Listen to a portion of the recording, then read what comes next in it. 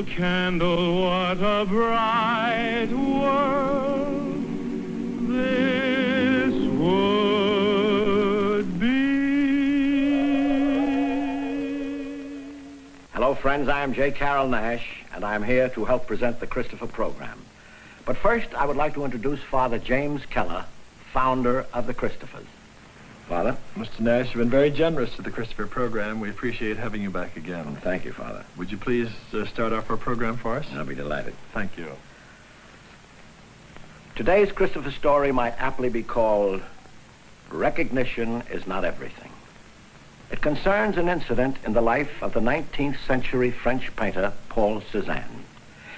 Though he is known today as the father of modern art, he struggled for 35 years in complete oblivion. And during those years, he worked and painted unceasingly. His hours were spent because of his love of art, rather than his desire for recognition. His paintings were hung only in the homes of indifferent neighbors. Then, one day, the chance visit of a Paris art dealer changed Cezanne's whole life. The dealer took several canvases and arranged to have them exhibited in Paris. The great of the art world were stunned because they recognized the master's technique and approach. And Cezanne himself was astonished, but for a very different reason.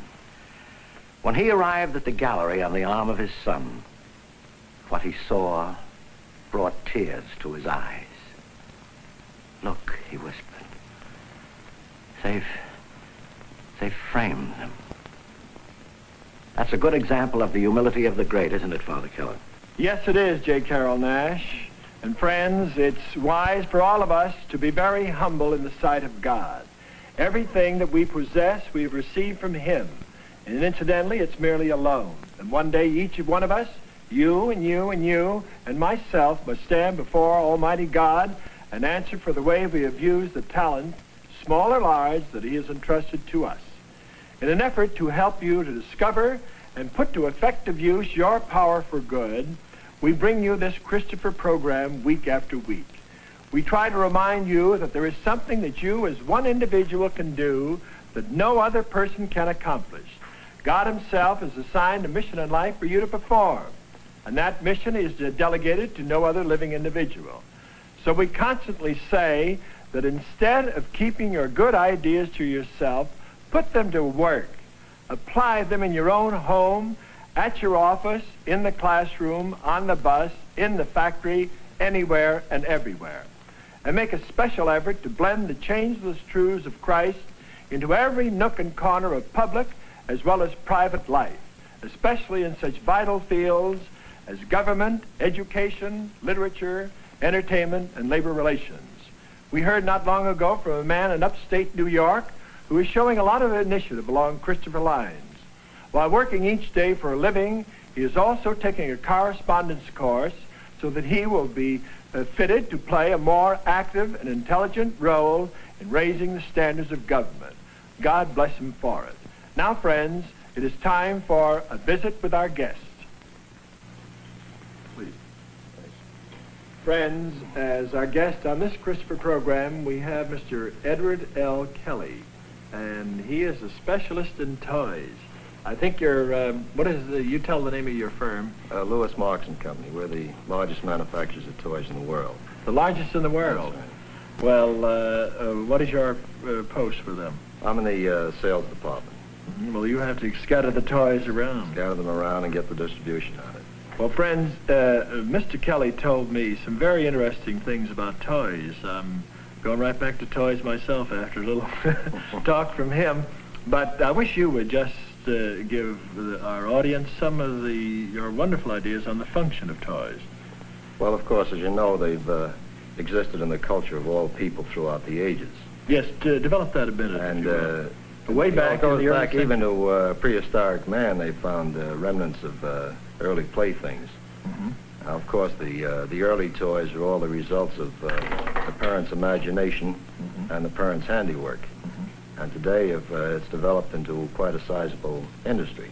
There's one point Mr. Kelly made in our little discussion, friends, and that was the part that toys should play and the part that general toys and educational toys. I wish you would explain that. Well, actually, I would say it's most important that as we realize that each child has his own rate of development, by both physically and mentally.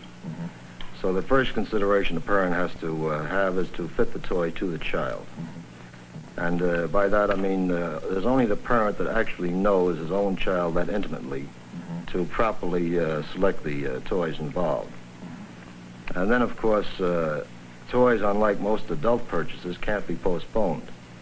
I mean, if you need a new sofa for your living room or a new rug, and you can put it off for a couple of years if you can't afford it. But when your child needs a velocipede or a wagon, you either buy it when it needs it and it's suiting to it, or you don't buy it at all. So when you talk about the educational aspects of it, from what I've seen in the papers and magazines through recent years, there's entirely too much stress placed on purely the educational value of toys. I mean, as I see it, the primary function of a toy is to entertain, because if it doesn't entertain, it'll never educate. You see, everything a child handles or comes in contact with, everything he experiences is an education. But unless you get the interest of the child and hold it with good, solid play value in the toy, you'll never get them to take it just for educational value. No, they must like it first. That's right. Yeah.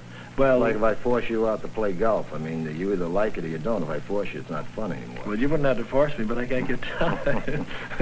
I'd love to play, but it's been a long time since I last played. But I must admit that this is the first time I saw the difference, until you told me the difference between the normal toy and the educational toy. The educational toy has a part to play, but it shouldn't be foisted on children unless they want it. That's right. I mean, it's got to be suited to the child.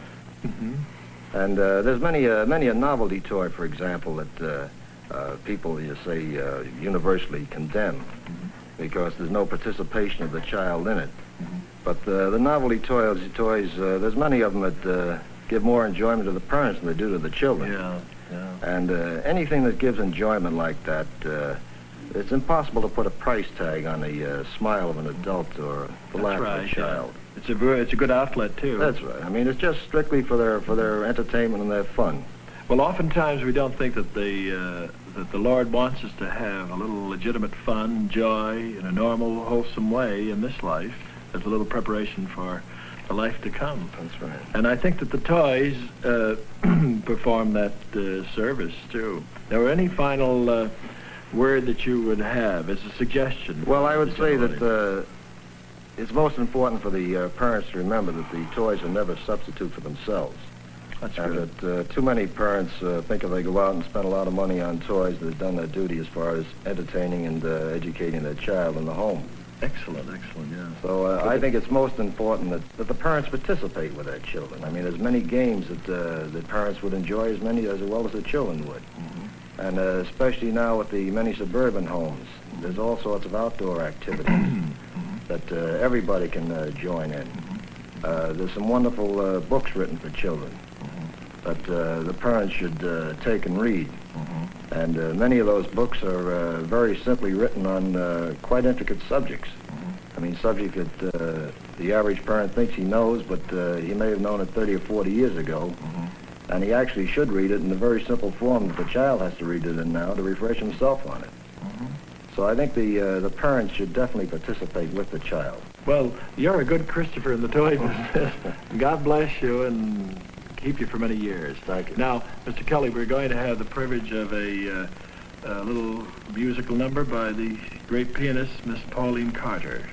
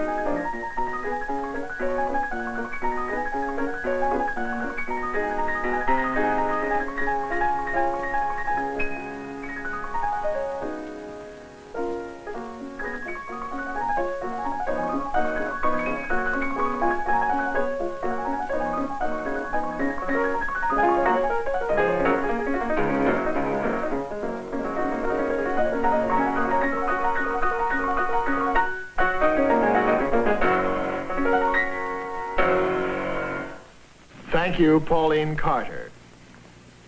Friends, on this Christopher program, we have as our guest a teenager, Susan Martin, who, if you have followed any of our Christopher programs in the past, you may have heard her reading from the Holy Scripture for us occasionally. And Susan has some very fine ideas of her own, but I'll leave it to her to tell you about this career you're thinking of, Susan. I'm thinking of going into teaching. I'm going to college now to learn. And, well, the main reason that I've wanted to choose this field, not only because there is such a great call for it, but because, this may sound funny, I don't know. That's all right. I've always felt that there's so much that I could do as a person to help children form themselves. I know the influence that teachers have had on me are so great. I could run down a whole list of them, of what they've given to me as a person. Well, that's very nice to speak so well of them. I would really love to have that type of influence on someone else. Well, teaching is a field where you can. I mean, just think, every year, 25, 30, 40 young minds and hearts and souls you're molding. And, well, it's a hard preparation, it's a hard life, but a very satisfying one. It is. When you feel that you've done something to not only contribute to a few children, but perhaps to the betterment of the nation. Oh, these phrases sound so big and meaningless, but really it's true. I don't know, you feel that you've given so much. You don't feel that you've just come and you've lived and you've died, and so what? Susan, I'd like to ask you, you're much nearer the teenage stage than I am, but what would you say, there's been, about a certain amount of complaint. I don't think much of it is justified, and we're not concerned about the complaints about teenagers as much as we are in getting them to spread their wings and bring out the great idealism that's in them. The whole thing, I think, with the teenager is that they have a tendency to just, after they've graduated from grammar school or even high school, they want to stay in the little rut in which they were born, and they I don't even know if it's they want to, but they do. Their ideals are extended to the corner grocery store or candy store, and that's just where it ends, and they just think of making a living, whereas so few, at least as I was saying, in college we get quite a few figures on how many children, teenagers, do go on to higher education, and you'd be surprised at how few actually go past the grammar school level. And, of course, that limits you to what you can do, not only for your own personal gain or betterment, but for the betterment of your community as well, and your children. Now, you, speaking with a voice of experience you're among teenagers now, and we have tried in our way, and I just want to check with you to see if you think this is correct. We say that down when you're 12, 13, 14, you ought to try to pick a career with a purpose, some great goal in life where you're going to do something for the love of God and love of others. And if you start preparing for that, even if you change later, you're preparing for something. Is that practical? Oh, that's so true. Oh, yes, Father. When you've got something in mind, it doesn't, even if you want to be the President of the United States, you know how some children say that. When people are doing something or they're reaching for something, they develop so much more than if they just accept what they've got and take what comes. If they reach out for things. That's why I'm reaching for teaching. I don't know what'll happen if I become a teacher, but I think you're very wise, and I think many teenagers and parents and teachers and everybody else could get a good reminder from what you're saying, that if you hit for a goal, suppose you decide now to be a writer or something, you're going to develop qualities within you. Now, is there one final suggestion you would have for teenagers? Teenagers as students can do so much. Take a notice of the Hungarian revolt. That was a students' revolt, as you know, and the world response was due mainly to students. If students sort of unite, not as a body to destroy or feel their oats or anything, but to really push the younger generation ahead. I know that so many kids of my age have a tendency to ridicule things that we take for granted, but that impress the younger children so much, like school. You know, you make fun of school, oh, it's nothing, and then they take it in and they react in this way. They really look up to teenagers so much, and if they just realize the power that they had for good. Well, thank you very much, Susan Martin. God has given every young person, but young have such great hope, he's given them a power for good, as Susan Martin just said. And if they would just develop that and use it for the greater glory of God and the good of souls all over, they'd bring out so much in themselves. Now, Susan, we're going to have a reading from the Holy Bible now by J. Carroll Naish, and just before Mr. Naish reads it, I would recommend that teenagers do a little reading, just even a few verses out of the Holy Bible every day, and use it as a means of meditation and developing those great inner values that are so much needed for any kind of work they go into. Well, God bless you, and now we will sit back and listen to J. Carroll Naish. Deign, O God, to rescue me. O Lord, make haste to help me. Let them be put to shame and confounded who seek my life, and let them be turned back in disgrace who desire my ruin. Let them retire in their shame and say to me, aha, aha. But may all who seek you exult and be glad in you. And may those who love your salvation say ever, God be glorified. But I am afflicted and poor. O God, hasten to help me. You are my help and my deliverer. O Lord, hold not back. Thank you, J. Carroll Naish. And all of us can repeat that prayer that you just offered. O Lord, make haste to help me. Remember that the Lord is always waiting, but he wants us to turn to him like a child does to his father or mother. We must do something in our part. The Lord will never be outdone in generosity, but we should turn to him, especially in our needs. In Christopher work, we constantly say that we can be partners with God. We can be instruments of his love and truth. Well, don't try to depend upon yourself, because really of ourselves we are nothing. Depend upon God. Do everything through him, and you will begin your heaven on earth. Now, let us have a visit with our next Christopher guest. Friends, this is Mr. James Defoe. He's a copywriter at the Geyer Advertising Agency here in New York. Now, we expect you to tell us what work you do. Well, I write TV commercials for Disneyland, Father, on Nash, Hudson, and Rambler automobiles. How did you happen to get into this type of work? Well, I was always interested in writing, and I felt that there was a tremendous opportunity in advertising. Well, they do a very good job, but nevertheless, it means a great deal of responsibility, doesn't it? It does, Father, yes, and it takes a great deal of time, too. Actually, that's one of the problems, I think, with many businessmen today. They feel they don't have time, and they certainly have good intentions. I know with myself, for instance, about 2 years ago, I was looking around for some particular work that I might do and would be particularly fitted for, and I heard an appeal on the radio for the Cleveland Better Business Bureau. They wanted a writer, so I went over there, and I decided I'd do that for a few weeks. I thought it was just going to be too onerous a job.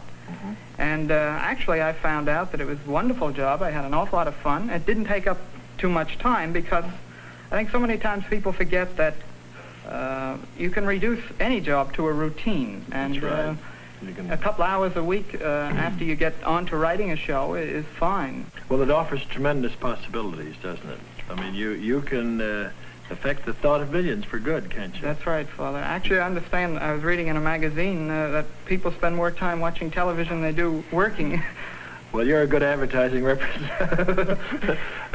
Tell me, Mr. Defoe, the businessman, in his job, he has great responsibilities, but what about his responsibilities outside? Number one, the home. That's Can you make right, any Father. suggestions on that? Because there's a tendency to get so absorbed in business, the home becomes incidental, and that should always be primary. That's true. A good friend of mine who is a copy chief and who has a very difficult job and one that puts quite heavy demands on his time, makes a rule to spend at least 1 day a week, no matter how important the jobs he's working on. That's at least 1 day a week with his family. In other words, the whole day. He'll go away with them on a Sunday or something like that. And that's sometimes very hard to do. It may not seem so, but yes, that's right. it can be difficult. You're pressed, and you have to put first things first. Yeah, as long as you don't get ulcers. Well, another thing, what about the businessman taking an interest in affairs? Have you got any suggestions on that way? Without interfering with his home, his business, but nevertheless he has obligations to community affairs, to national affairs, and so forth. That's right, Father. Something like the Big Brother movement. Another friend of mine, a young fellow, got interested in that, and he's talks about it all the time. Explain what that is, if you will. Well, that's a movement whereby people try to help young boys who are having troubles or who have perhaps not the very best environment, and they will take it upon themselves to go in and try to help out that environment. It's really social work, and it's a very high level too. They would take a particular case. That's right. And do what they can. That particular takes boy time and would take him to baseball games, win his friendship. That's very good. Well, that's a very holy work. That's doing what the Lord would do, taking an interest in those who have trouble. That's right, Father. Now, what about government? What can the young businessman do? Well, for one thing, he can try to take part in the local government. So many of us live in small communities, and there are problems that come up, and we just don't have time for them. But it really does pay off if you can keep your finger in and try to participate. Well, you're a very good representative, Guy Regency. Tell them you're right on the job. Thank you, and God bless you. Thank you, Father. And now, friends, we're going to be favored by the great harpist, Jean Bianco.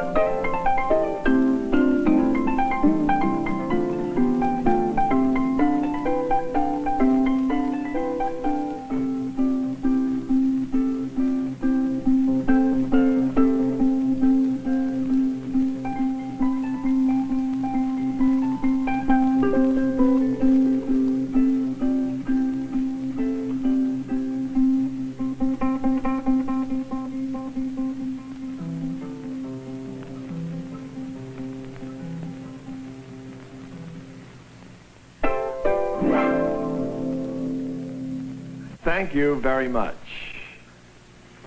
Friends, our time is just about up, and now just before the close, may I bring you the Christopher thought for the week.